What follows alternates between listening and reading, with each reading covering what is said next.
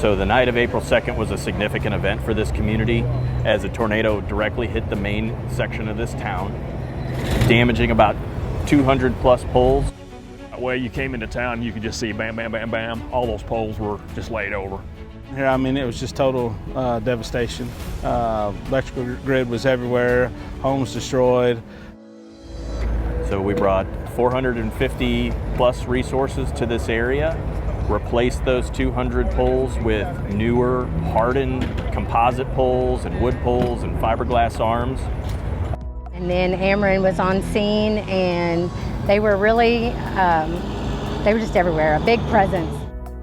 The amount of personnel that you guys put on the ground, you know, how quickly you were able to restore the grid was, I mean, just honestly mind-blowing.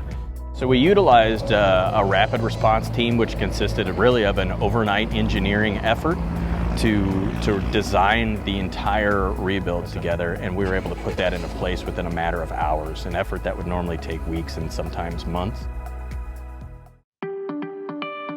So utilizing the composite poles that are designed to withstand strong winds and severe weather events, you know, they serve as the anchor for the system. They prevent those cascading events that happen with large-scale weather events.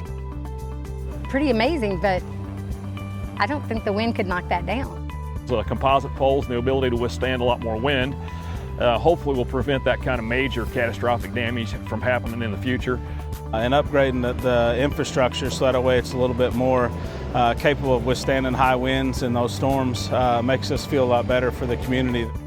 And it really does highlight how the smart energy plan that we're putting into place all throughout our service territory really does impact communities and prevent them from having longer, harder duration of outages.